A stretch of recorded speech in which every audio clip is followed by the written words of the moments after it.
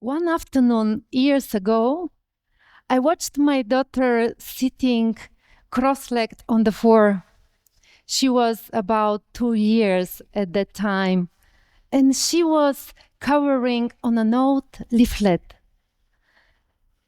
I think it was something from the vet that had a serious looking cat on it, but she didn't care. Time disappeared, her shoulders relaxed, her little fingers moved with complete freedom. She wasn't performing, she wasn't pleasing. She was just herself. And in that moment, I felt something shift in me. A memory, a question. When did I stop being like that? When did I lose this kind of presence, that joy, that spark? Maybe you felt it too. A time when you are fully absorbed, before the pressure, before the pleasing. I was watching her. And then, just like that, I remembered my budget review first thing next morning. Deadlines, reports, tight shoes. Somewhere along the way, I replaced spark with striving, alignment with achievement, wonder with work. And I think I'm not alone in this. So many of us, thoughtful, capable, kind people, get caught in the rhythm of doing, of becoming, and slowly, steadily, we start to lose our energy. Our spark starts to fade. This is what I want to talk about today. That light, that spark, how we lose it, how we get it back, and why everything changes when we do. But before I continue, let me ask you something. Can I be myself here, now in front of you? And even maybe letting my hair down, which I don't really like it as it's tiny and not much. And let these tiny shoes off for a while. I don't need them for a moment. In the last 20 years, I've worked with thousands of leaders, from high potentials to CEOs. And no matter how successful they are, I've noticed something. There is often a quiet inner voice whispering, "Is this me? Is this really who I meant to be?" And that was my story too. By 25, I became a bank manager. I was fast, trusted, promoted, a young woman proving she belonged in a room mostly filled with men. I was the perfect performer. High heels, sharp deadlines, post-it notes color-coded in urgency. But inside, more I performed, less I felt.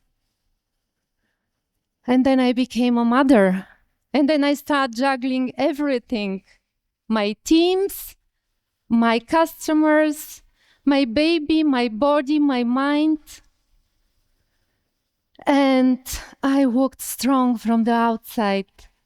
But inside, I was tired. Not only in my body, in my spirit. And that was the moment I walked inwards, not for escape, but for truth. And slowly, I felt it again, this steady, quiet light inside me, the one I thought was gone. It had never left. It was just buried. You don't need to find yourself. You need to come home, back to your true self, to your spark. And what is your spark really? It's not your job roles, not your LinkedIn profiles, not your achievements. The spark is that part of you that is most alive. Sometimes we meet it in motion, sometimes in stillness. An artist might feel it while painting. A musician, when the music flows through them. You felt it too. Maybe while designing something, teaching, or solving something that just clicked. Not because of what you were doing, but how you were doing it. You weren't pushing, you weren't pretending, you were real. And in that moment, the spark is alive. We don't need to earn our spark, we just need to remember it. And how we stay connected to that spark. This is what I've learned. We don't reconnect through big life changes. Not quitting your job, not moving to Bali, even not reading 5 books on self-care. We reconnect through small, moment-to-moment, intentional choices. For me, it started with 2 deep breaths between meetings. Nothing fancy, just pause, breathe, notice. And it was awkward at first. Sometimes I felt like, okay, heart, God, anyone home? But I kept going and started practicing even during the meetings. Tiny things made big difference. And then I suggested to my clients to try too. Jordan, a CEO of big tech company, he started practicing a single pause each time before opening his laptop. He put a sticker on it to remind him. At first, it felt like almost too simple, but within weeks, he started noticing the shift. He was calmer at meetings, more connected with his team, and less reactive when the pressure rose. And once he remembered how does that feels like when he's connected to himself, he couldn't go back and treating himself or others like a machine. Because it's true, isn't it? We are trained, conditioned since childhood to override our needs, to feel guilty for resting, and to perform even no one is watching. And yes, it might show up differently for each of us. Some say yes too much, some stay late to avoid going home, some numb out, some check out. And it is not our fault, but it is our responsibility now, not to do more, but to be truer. And now let's not talk only about this. Let's practice, just for 30 seconds, wherever you are. Use this moment. Look inwards, not out. Feel your breath. Feel your feet on the ground. Feel how your hands are resting on your lap. And take a slow, deep breath. And then gently let it out. And another one. And maybe you can feel how your body feels right now. If there is a natural impulse to follow, allow it. Maybe moving your head or stretching your arms or just noticing your breath. And when you're ready, come back here. Just 30 seconds, right? Simple. But in these 30 seconds, you made a choice to pause, to tune in, to come home to yourself. And every small intentional choice starts with one big shift. And this is taking full responsibility of what is happening inside you. Thoughts, feelings, stories, triggers, all of it. We have around 6,000 thoughts a day. And what of them are even not ours. They come from parents, teachers, culture, TikTok. Many of them hold fears. Some of them might sound like, I'm not good enough. I should have been further by now. If I slow down, everything will fall apart. And you know what? Those thoughts, they are not facts. They are stories. Some of them even subconscious biases. And if we don't challenge them, they run our life on autopilot. And you might have some of those thoughts too.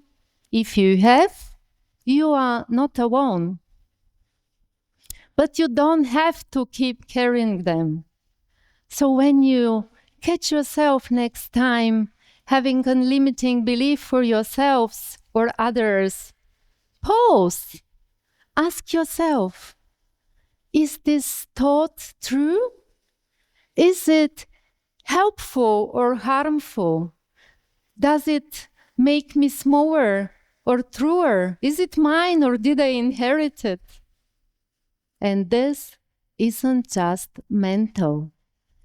You have to listen to all of you, to the mind that speaks, the heart that feels, the gut that knows, the body that remembers. Because our body never lies, but we often ignore it because it carries pain. But when we shut off pain, we shut off joy too. We shut off creativity, connection, confidence. But when we allow ourselves to feel again, the light inside starts to shine again. Because the real power, it doesn't come from pushing harder. It comes from thinking and feeling differently, for being closer to ourselves. And let's now come back to the little girl sitting on the kitchen floor, cowering, humming, no audience, no outcome, just being. And maybe you've had this moment too, a quiet memory of who you were before the proving, before the pleasing and performing. And if you're wondering where your spark is, it has never gone. It's there, waiting for you. Probably between the hundreds emails still unread, or the back-to-back meetings we all have, right? Or the version of yourself that you're postponing for until after. But this is what I want you to know. You don't have to prove your worth. You just have to remember it. You don't have to force your power. You just need to come home to it. Your spark was never gone. You were just waiting to feel it again. And this is my invitation. Start small. Be curious what lights you up. Notice, when do you feel most like yourself? And choose one way today to come home to yourself, to say yes to you. And hey, don't do it alone. Find your people, your spark keepers, the one who will remind you who you are when you forget. Because they are out there, we all need them. So go gently, go bravely, and know that every single step towards yourself is worth celebrating, because your spark is being waiting. Let it shine again. Thank you.